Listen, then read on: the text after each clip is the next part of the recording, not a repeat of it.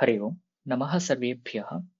अद्य श्रीमद्भगवद्गीतायाः प्रथमभागस्य 17 दिनम्।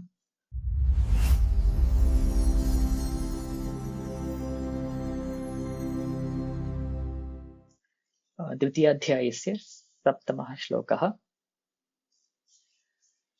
कार्पण्यदोषोपहतः स्वभावः पृच्छामि त्वां धर्मसम्मूढचेताः यच्छ्रेयस्यान्निश्चितं ब्रूहि तन्मे शिष्यस्तेऽहं शाधि मां त्वां प्रपन्नम्। अत्र पदच्छेदः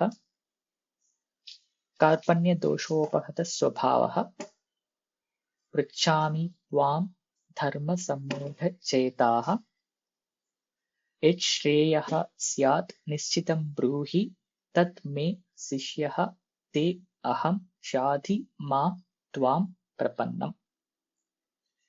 So there's a bottom stroke missing. It's a typo error. अत्र पदपरिचयः अत्र तत्पूर्वं सन्धिः अस्ति वा अत्र त्वां तत्र अनुस्वारसन्धिः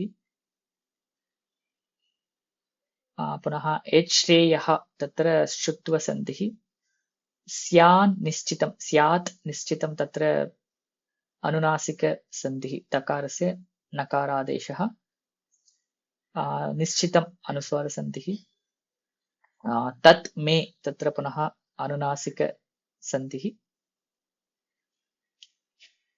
शिष्यस्ते तत्र विसर्गस्य सत्वम् अहम् अनुस्वारसन्धिः मां त्वाम् इत्यत्र पुनः अनुस्वारसन्धिः मकारस्य।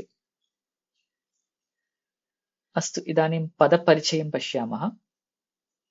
अत्र कार्पण्यदोषोपहतस्वभावः अत्र एतद् बृहत् समस्तपदं वर्तते। अत्र कार्पण्यम् इति दोषः कर्मधारयसमासः तत्पुरुषः कार्पण्यदोषः कार्पण्यदोषेण उपहतः इति कार्पण्यदोषोपहतः इति कर्मधारय तत्पुरुषसमासः। पुनः ततः परं बहुव्रीहि कार्पण्यदोषोपहतः स्वभावः यस्य सः इति कार्पण्यदोषोपहतः स्वभावः। अत्र उपहतशब्दस्य अर्थः नाशितः अथवा दूषितः इति अर्थः भवति। अत्र कार्पण्यदोषोपहतः तत्र कर्मधारयते मया उक्तं वा क्षम्यतां, तत्र कार्पण्यदोषेण उपहतः इति तृतीया तत्पुरुषसमासः।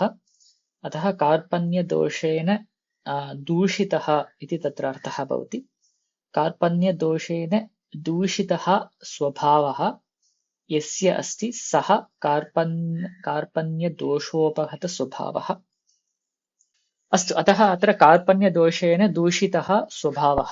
So the swabhava which is spoiled by the dosha which is nothing but the karpanyam. The karpanyam is a dosha by which the swabhava is spoiled or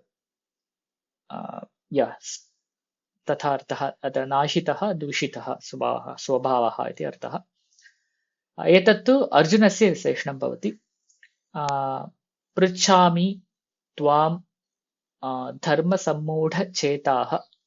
अत्र धर्मसम्मूढचेताः इत्यत्र सम्मूढं वयं जानीमः। अनन्तरं धर्मे सम्मूढम् इति तत्पुरुषसमासः। पुनः तत्र बहुव्रीहि धर्मे धर्मसम्मूढं चेतः यस्य सः इति धर्मसम्मूढचेताः। अत्र बहुवचनरूपं नास्ति, एकवचनान्तं रूपमेव। अत्र धर्मसम्मूढचेतस् इति प्रातिपदिकं पुंलिङ्गे धर्मसम्मूढचेताः इति भवति, यतः अर्जुनस्य विशेषणमिति कारणेन। अत्र धर्मे सम्मूढम् अस्ति तस्य चेतः अर्जुनस्य चेतः इति कारणेन धर्मसम्मूढचेताः भवति अर्जुनः। अत्र धर्मशब्दस्य अत्र धर्मशब्दस्य अर्थः अत्र कः धर्मः कः न धर्मः इत्यस्मिन् विवेके तस्य चेतसः सम्मूढत्वं वर्तते इत्यस्मिन् अर्थे तत्र धर्मसम्मूढचेताः इति अवगतमिति मन्ये. So he has a difficulty in distinguishing what is good or what is dharma and what is adharma. He could not distinguish that because his intelligence is completely covered with the moha. The sammudha is nothing but the moha. So that is dharma sammudha chetaha.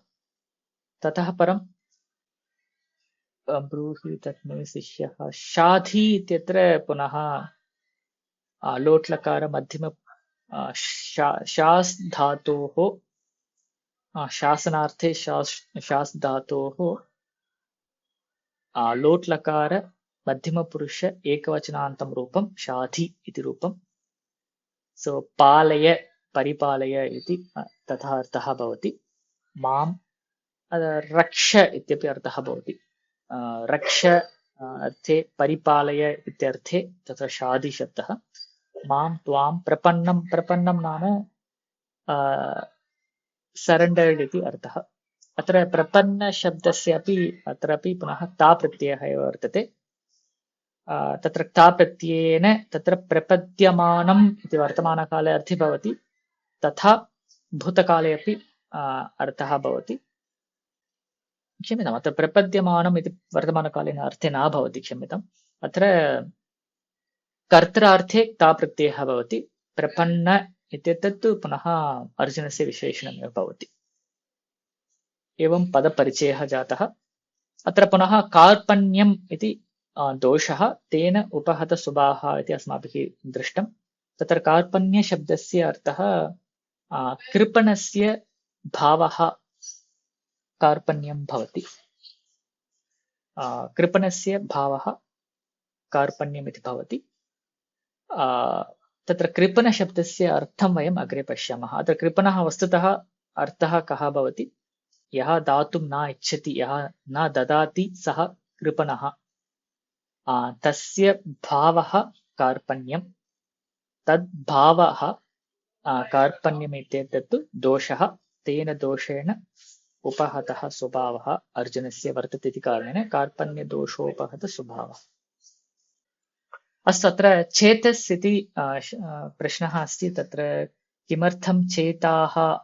अत्र अर्जुन एकवचने एव अस्ति खलु, किमर्थं तत्र चेताः इति बहुवचनं? अत्र बहुवचनरूपं नास्ति. अत्र चेतस् इति प्रातिपदिकं. तद् बहुव्रीहौ चेतस् इति सकारान्तप्रातिपदिकस्य प्रथमा एकवचनान्तं रूपं पश्यामः चेत् तत्र दीर्घत्वं दृश्यते. अतः तत्र धर्मसम्मूढचेताः इति एकवचनरूपम्. एतत् रूपाणि तु इमानि भवन्ति. धर्मसम्मूढचेताः, धर्मसम्मूढचेतसौ, धर्मसम्मूढचेतसः इति रूपाणि. सो प्रायशः विभक्तिपाठं पश्यामः चेत् ज्ञायते.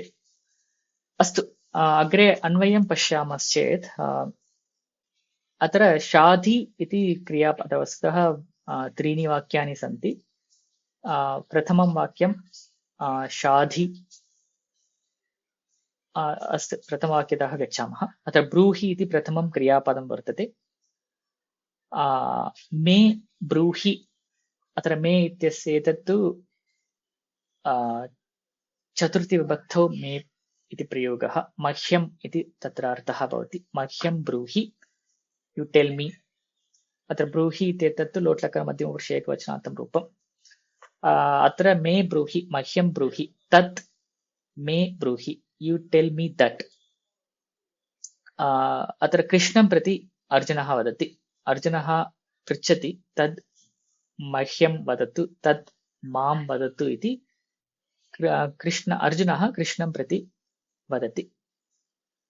किं वक्तुम् आदिशति अथवा प्रार्थनां करोति इति चेत् यद् निश्चितं श्रेयः स्यात् तत् मे ब्रूहि. Yed Shreyah Syat Tad Me Bruhi. One which is good. Yed Hitam Syat Tad Me Bruhi. One which is good for me, you tell me that. Tad Kidrisham Shreyah Vartate. Nishchitam Shreyah. One which is definitely good, or there is no doubt. One which is ultimately uh, good or hitam, that you tell me. Okay, so like this, who is asking? Karpanya dosho apahata swabhavaha Arjunaha dharma sammudha chetaha Arjunaha aham tvam krishnam prichami. Kim iti prichami? Nishchitam shreyaha hitam kim syat tad mahyam vada iti saha Arjunaha vadati. So I'm asking you, tell me what is good for me. Agre aham te sishyah. Aham tava sishyah. I am the student or disciple of you. Tvam prapannam mam shadhi. Tvam shadhi. You govern, or you protect, or you save me. Kam shadhi. Tvam kam shadhi. Prapannam mam shadhi. Tvam prapannam mam shadhi. Tvam mam shadi, you protect me or save me. Prapannam nama surrendered. You save me who is surrendered. So surrendered to who? Tvam. Within you, the surrendered within you, you protect me. So it's not tvam, it is tvam. It is the it has the anvaya with the prapanna shabda. अत्र प्रपन्नशब्दः तु अत्र कर्तृर्थे भवति. तस्य प्रपन्नशब्दस्य कर्मपदं तु त्वाम्. अतः it's not to be confused with tvam. So tvam goes as anvaya with shadhi, tvam as anvaya with the prapannam. So tvam prapannam mam tvam shadhi. So tatha anvayah bhavati. Hope this is clear. So in short, Karpanya doshopahata swabhavaha dharma sammudha chetaha Arjunaha aham tvam prichami kim iti nishchitam shreyaha yed nishchitam shreyaha syat tad me bruhi iti aham prichami. Aham tava sishyah asmi. Tvam prapannam mam tvam shadhi. So you protect me who surrendered to you. So arthaha avagamyate iti manye. So now let's get into the details of these samastapadams. अत्र कार्पण्यदोषोपहतस्वभावः इत्यत्र तथा धर्मसम्मूढचेताः इत्यत्रापि प्रथमे तत्र स्वभावशब्दस्य अर्थः अर्जुनस्य स्वभावः इति ज्ञायते. तत्र अर्जुनस्य स्वभावः नाम द्विधा अर्थः भवति.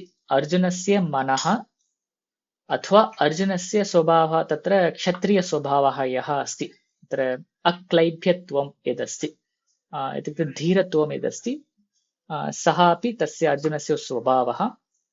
तथा अन्यः अर्थः स्वभावः इत्यस्य अर्थः मनः इति अर्थः. So Arjuna's mind or Arjuna's the behavior or the nature. So तथा अर्थः भवति. So that is completely afflicted by the dosha, which is nothing but the karpanyam. Okay, now what is the dosha? What is the karpanyam नाम कृपणस्य भावः इति अस्माभिः दृष्टम्.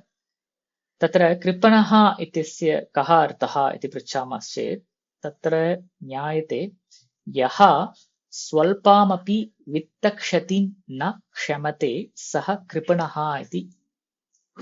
One who does not even tolerate a small destruction of his own wealth, he is called as kripanah.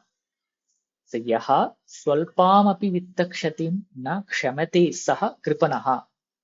Basically adata, one who does not give anything. one who is miser, I guess. सः कृपणः. अत्र पुनः तत्रैव तर्हि कृपणस्य भावः अर्जुने अस्ति इति ज्ञायते. तत्र कथम् अर्जुने कृपणस्य भावः अस्ति इति पृच्छामश्चेत् अत्र उच्यते एते एव मदीयाः तेषु हतेषु किं जीवितेन इत् अभिनिवेशरूपः ममतालक्षणः तत्र अर्जुने अस्ति. So Arjuna thinks these are all my people, so I cannot live without these people. So in that sense, he is a Kripanaha.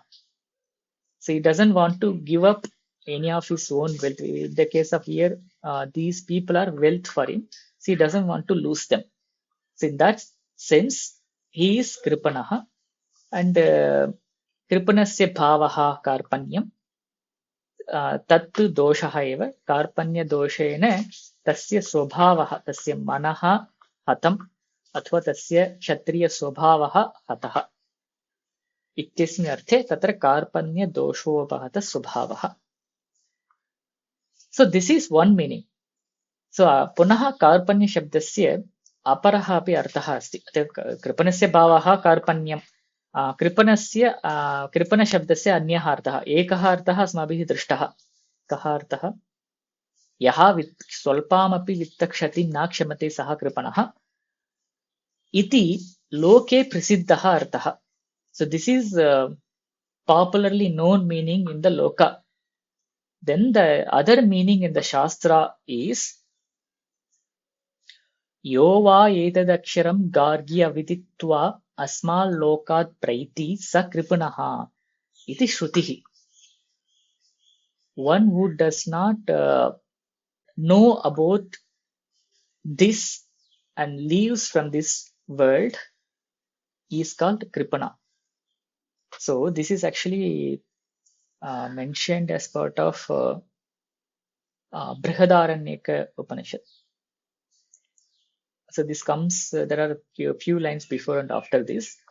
So basically the context here is one who leaves this world, one who dies without knowing this here, etad means the Brahma or the Akshara. One who leaves this world without knowing the Brahma is called as Kripanaha.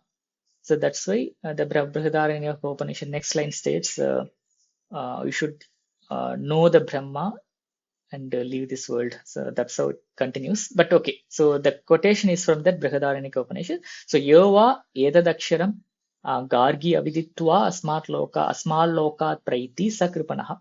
So as per the Shastra, Kripana means one who leaves this world without the knowledge of Brahma is called Kripanaha.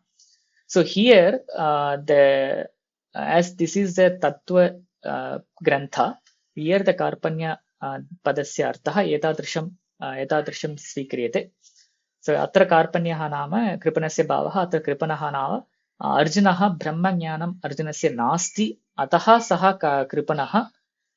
तादृशदोषेण तस्य स्वभावः हतः. यदि ब्रह्मज्ञानं तस्य भवति एतत् सर्वं सः न चिन्तयति, युद्धं करोति इति तत्र भावः. अतः कार्पण्यदोषोपहतस्वभावः. तत्र कार्पण्यस्य अर्थद्वयमपि अस्माभिः दृष्टम्. अग्रे पुनः धर्मसम्मूढचेताः. अत्र चेतस् शब्दस्य अर्थः बुद्धिः इति अर्थः भवति. तस्य बुद्धिः मोहाविष्टा वर्तते. किमर्थम् अथवा कुत्र तस्य मोहः वर्तते इति चेत् तत्र धर्मविषये तत्र तस्य मोहः वर्तते. अत्र कः धर्मः कः अधर्मः इत्यत्र तस्य विवेकः नास्ति मूढत्वात् इत्यस्मिन् अर्थे धर्मसम्मूढचेताः इति तत्र उच्यते. तथा धर्मविषये नाम किम् इत्युक्ते निर्णायकप्रमाणदर्शनात् सम्मूढम् इति उच्यते. अत्र कीदृशसम्मूढं वर्तते? किम् एतेषां वधः धर्मः, किम् एतत् परिपालनं धर्मः इत्युक्ते whether to kill them or protect them. So which is dharma? So kim etesham vadaha dharmaha, kim etet paripalanam dharmaha, तथा किं पृथ्वी परिपालनं धर्मः, किं वा यथा अवस्थितः अवस्थितः अरण्यनिवासः एव धर्मः इत्यादि संशयैः व्याप्तं चेतः यस्य सः इति तथा अर्थः अवगन्तव्यः इति उच्यते. सो अत्र पुनः एतत् पूर्वतनश्लोके उक्तम् इति अत्र हि कोट्स् दट् एक्चुअली न चेतत् विद्मः कतरन्ना गरीयः इत्यत्र व्याख्यातम् एतत्. So that we discussed earlier. So which one dharma, which one is not dharma, he doesn't know. That's what he asks in the previous shloka. So that's the same thing he quotes here to give the meaning of dharma sammudha chetaha. So अग्रिमम् अत्र निश्चितम् इत्यत्र काचित् चर्चा भवति. अत्र निश्चितम् इत्यस्य अन्वयः अत्र मया श्रेयशब्देन कृतः. अत्र निश्चितं श्रेयः नाम one which is definite or according to shastras, one which is ultimate or clearly certainly which is shreya, that is in that sense it is nishchitam shreya. So nishchitam according to shastras, what is nishchitam तथा उच्यते. पुनः निश्चितशब्दस्य अन्वयः एतत्तु अत्र श्रेयशब्दस्य विशेषणं भवति. अन्यथा तु ब्रूहि इत्यस्य क्रियाविशेषणमपि भवितुम् अर्हति.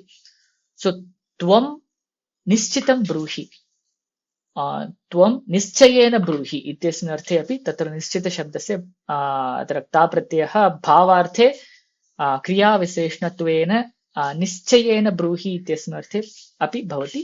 तथा तत्र निश्चितं श्रेयः इति कर्मणि अर्थे ताप्रत्ययः श्रेयशब्देन अपि अन्वयः भवति. एतत् अस्माभिः ज्ञातव्यम्. So you tell me the hitam which is decided or certain according to shastras, that is one artha. Or you tell me the hitam what is good for me, you must tell me. So tatha api arthaha bhavati.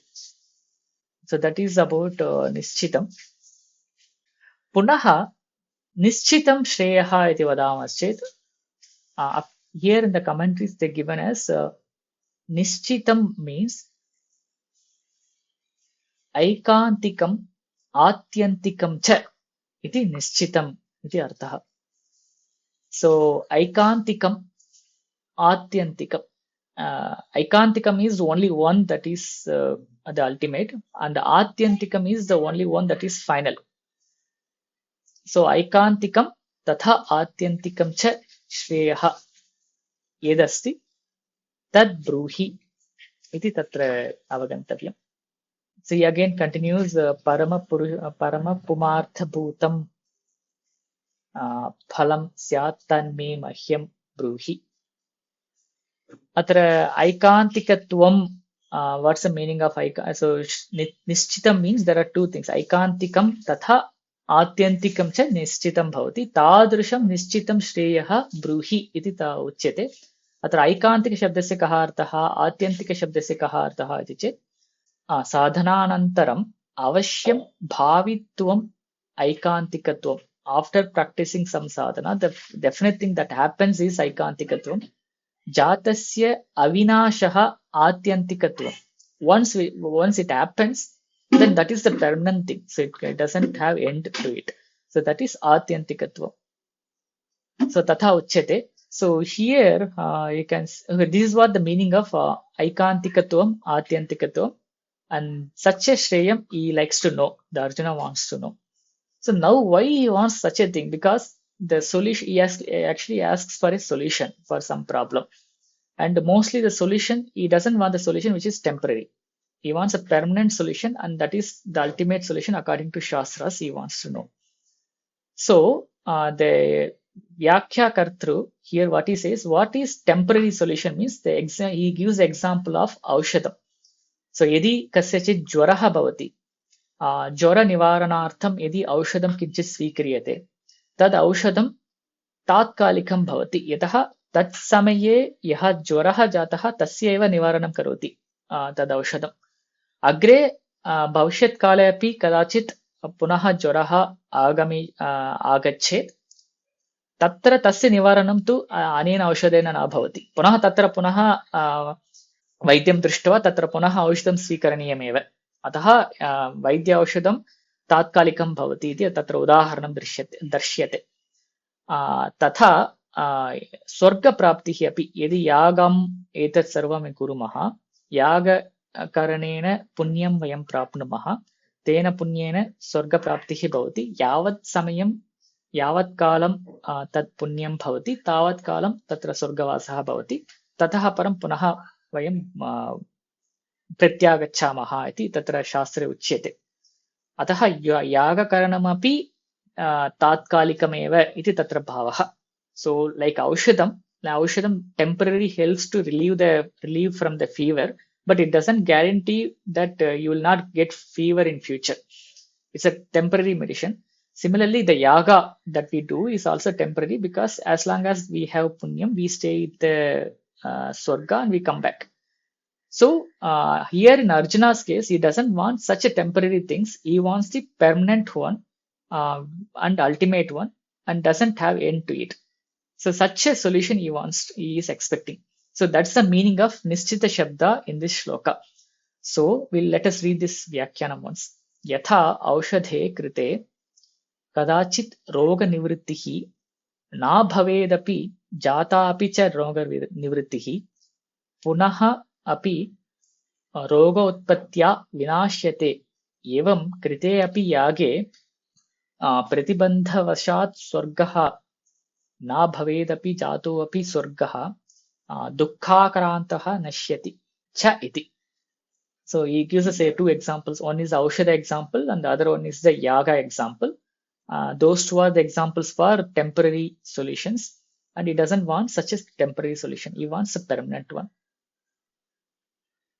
so iti नैकान्तिकत्वम् आत्यन्तिकत्वं वा तयोः so that way these two solutions the aushadam and the yagakaranam these two are not ekantikatvam aikantikatvam tatha atyantikatvam that these two properties are not there in these two so he doesn't want such a thing so he wants something which has aikantikatvam atyantikatvam so actually this particular commentary has a lot of citations from other scriptures okay let's read next one taduktam dukkhatrayabhigatad jignasa tadabhagatake heto drishte sapartha chennaikantikat naikantikatyantato bhavat so this is again sankhya karika it's shloka or the verse from the Sankhya Yoga that and there is another verse also quoted from the same. So drishta vadanushravikah sahya vishuddhi kshayatishayaktaha tat viparitah shreyon vyakta section shreyon shreyan it's not shreyan it's a shreyan Vyakta Vyaktagya Vijnanat. So this is the second karika of Sankhya Yoga and this is the first karika of Sankhya Yoga. So what he said here is Dukkha Trayabhigatad Jignasa Tadapagatake Heto Drishte Sapartha Chet Na Aikantatyantataha Abhavat. अत्र सांख्ययोगे दुःखत्रयं विचार्यते अत्र आध्यात्मिकं दुःखम् आदिभौतिकं दुःखम् आदिदैविकं दुःखम् इति दुःखत्रयं तत्र विचार्यते आध्यात्मिक नाम मानसिकं वा भवतु शारीरिकं वा भवतु अत्र मानसिकदुःखं नाम शोकमहोदयः दुःखानि शारीरिकं नाम तत्र वेदनादि दुःखानि एवं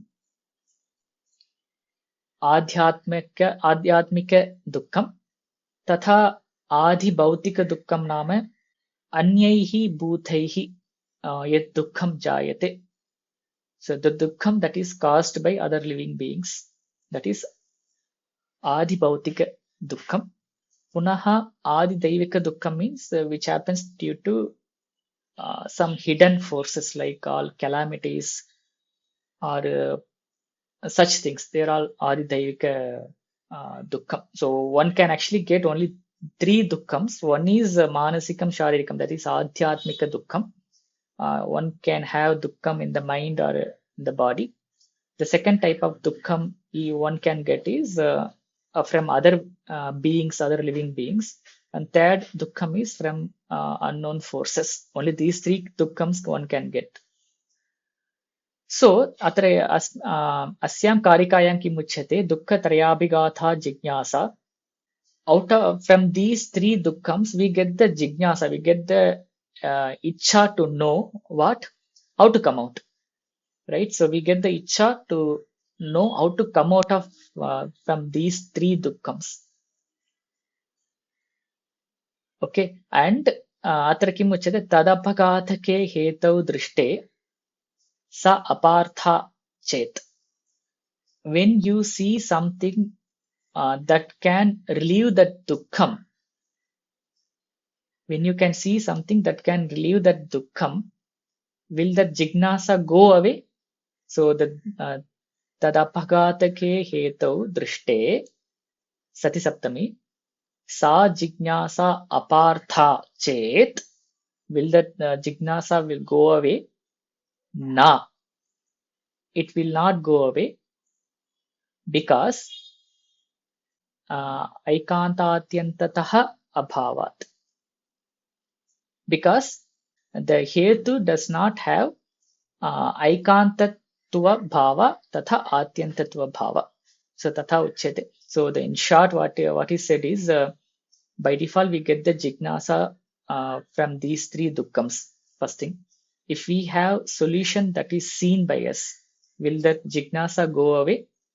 The shloka says it will not go away because the solution that we see will not have aikanta bhava and atyanta bhava. Because the solution that if we are able to see or hear some solution, that is always temporary.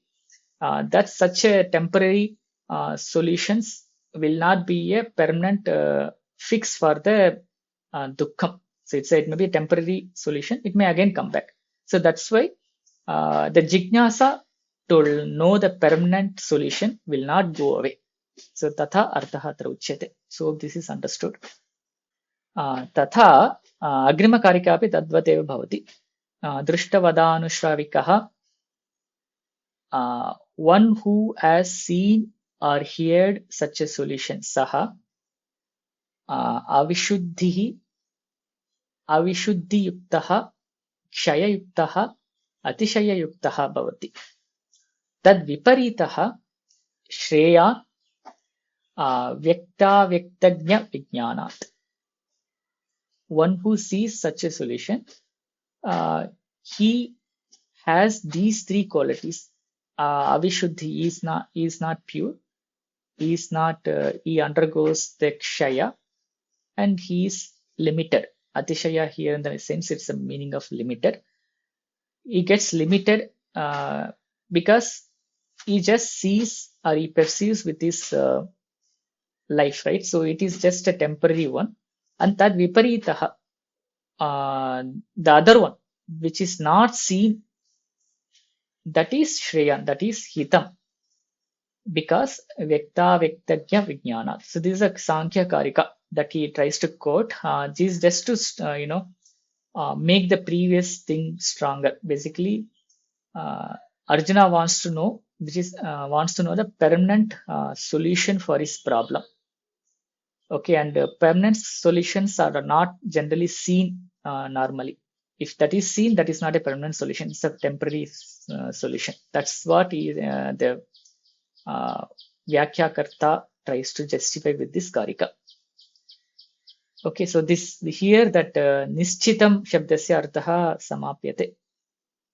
So Nischitam, there are two things. He wants to know the Aikantikam, Atyantikam, Shreyaha, he wants to know.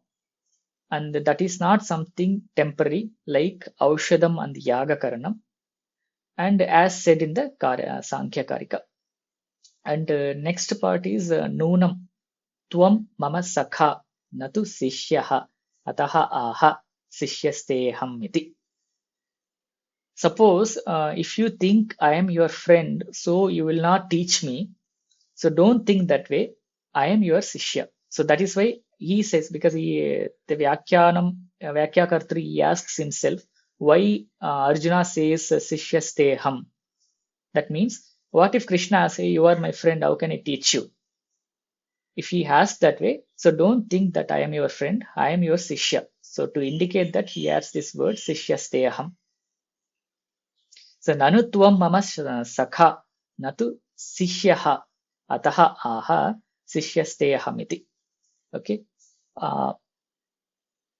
त्वदनुशासन योग्यत्वाद् अहं तव शिष्यः एव भवामि न सखा न्यूनज्ञानत्वात्.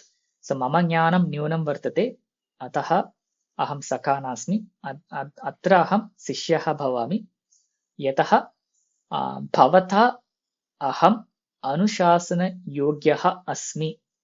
So you have more knowledge, I have very less knowledge, and aham anushasana yogyah asmi. Atah aham sishyah eva bhavami iti tatra artha. Punaha atas tvam prapannam sharanagatam mam shadhi sikshaya karunaya. So karuniya mam sikshaya कीदृशः अहमस्मि, शरणागतः अस्मि. This is again a quotation from Upanishad. So till here there is one quotation. So here it says, etena tad vijnanartham sa gurumeva abhigachet samitpanihi shrotriyam brahmanishtam. So etad vijnanartham, etad brahma vijnanartham saha शिष्यः श्रोत्रियं ब्रह्मनिष्ठं गुरुम् एव अभिगच्छेत्. You should for this knowledge you should approach श्रोत्रियं ब्रह्मनिष्ठं guru. श्रोत्रियं नाम वेदज्ञः, अत्र श्रुति ज्ञानवान् इति अर्थः. श्रोत्रियं, one who has knowledge of shrutis and scriptures, and brahmanishtam, one who has Brahmanishtha. We'll talk about Brahmanishtha later. So one who has Brahmanishtha and he has knowledge of scriptures, he should reach or he should surrender to such a guru to know about Brahma. So this is the Vakyam from Mundaka Upanishad. Yeah. So from Mundaka Upanishad this Vakyam is quoted. And the next he tries to quote from another Upanishad, Taittiriya Upanishad. So Brigurvai Varunihi Varunam Pitaram Upasasara Adhihi Bhagavo Brahmaiti Ityadi Guru Sati Pratipadakaha Shrutyartaha Darshitaha. So the second one again from Taittiriya Upanishad, where Briguhu is nothing but the Varuni, is Varuna's son is Briguhu, and the Brighu approaches Varuna, his father, and asks him, teach me or shed me some light on the Brahma. So Hadihi Bhagava Brahma iti. So he asks who is Brahma to his father. So basically the Brighu in this case surrendered to his father and thinking his father is a guru, and in that way Arjuna surrendered himself to Krishna, who is his friend. So he tries to quote here. So basically to get this knowledge, one should approach the guru who has the scripture knowledge and also who has the Brahmanishta. So such a guru he should approach, like Brighu approached Varunam, who is his own father. Arjuna approached Krishna, who is his friend. So tatha atra vyakhyanam samapyate. So this little elaborated vyakhyanam, so I thought of covering these bits and pieces here. So these 4 shlokas have such a discussions like we had just now, right? We can see such discussions because these 4 shlokas are quite important from Arjuna's side. If you see here, the first shloka, the samsara is established, and second shloka he got moha, he doesn't know what to do. So नाश्चेतद् विद्मः कतरन्नो गरीयः यद्वाजयेम यदिवानो जयेयुः. Yes, the Brahma, you cannot decide. And in the third one, basically in the second one, he is completely helpless. He cannot decide anything. And in the third shloka, he completely surrenders himself, asking for help. He surrenders himself to Krishna. And that's what we studied in detail. In the next shloka, he will again talk something. We'll see it in the next session. Thank you for watching this video. If you have any feedback or suggestions, you can fill in the feedback form in the description. If you have any comments or if you have any questions, you can post them in the comment section below. If you like this session, like this video and share this video with your friends and interested people. And please subscribe to this channel Sanskrit.today to watch more videos like this. धन्यवादः. वयं पुनः मिलिष्यामः.